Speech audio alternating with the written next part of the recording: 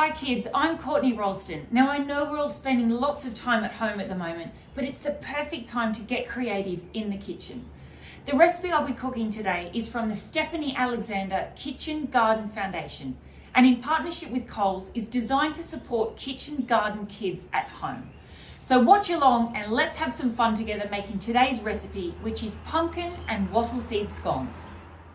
Now the first thing we need to do for this recipe is get everything set up. So I've got a damp cloth here. I'm just going to pop this underneath my chopping board. This ensures our board is nice and sturdy and doesn't slip around on our table. Alright, our ingredients. So I've got, of course, some pumpkin, some milk, butter, an egg, self-raising flour, and our wattle seeds. So as always, it's easier to start with a flat surface on our pumpkin. So I'm going to put flat side down on our board and just cut the pumpkin in half. We're just going to remove the skin from the pumpkin.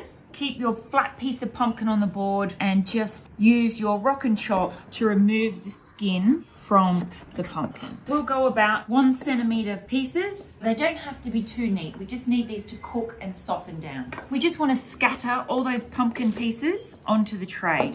A drizzle of extra virgin olive oil and just a little touch of sea salt. This helps bring out the sweetness in the pumpkin when it cooks. So we need to cook this in an oven. I've got my oven set at 200 degrees.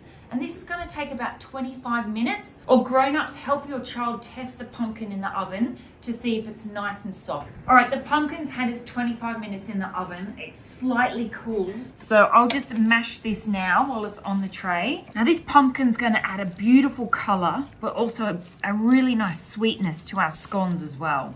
All right, now that pumpkin's mashed, we can just set that aside. So I've got 400 grams of self-raising flour and I'm gonna sieve that into a bowl. And I'm gonna go in with about 2 teaspoons of wattle seed in with our flour. Now, if you can't get your hands on wattle seed, you could use some cinnamon or some nutmeg or some cloves as a nice alternative. I need to go in with 30 grams of butter and just cut that into smaller pieces. And I'll put in a pinch of salt as well. Just try and use your fingertips. And we're just gonna rub the butter into the flour until it looks like breadcrumbs. So I'm going to make a well in the center and we can go in with our pumpkin. I've also got an egg.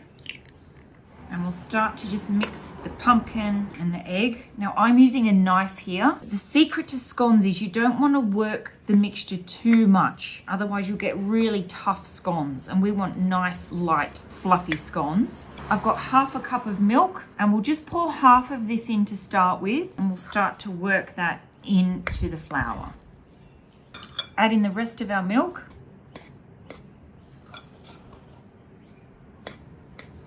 All right, the scone dough has come together nicely. You can see we've got a nice soft dough and look at the flecks of that beautiful native wattle seed. We'll just flour our tray with a little extra self-raising flour. We'll cut this mixture into 2.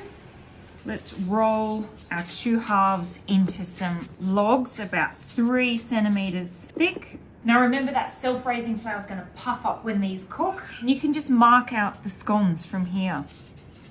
So we've got 12 scones here. You don't need to cut all the way through, about 3/4 of the way down with your knife. And I'm just gonna brush the top of them with some milk. This just gives a nice shiny top to our scones. All right, they look nice and shiny, ready for the oven. These need around 15 to 20 minutes back in our oven at 200 degrees till they're puffed and golden and nice and fragrant. Look at them, don't they look fabulous? Beautiful color from that fresh pumpkin that we put in there. And that is how you make the Stephanie Alexander Kitchen Garden Foundation pumpkin and wattle seed scones. They are delicious. I hope this video has inspired you to get in the kitchen and do some baking. Thanks for watching along, and as always, happy cooking.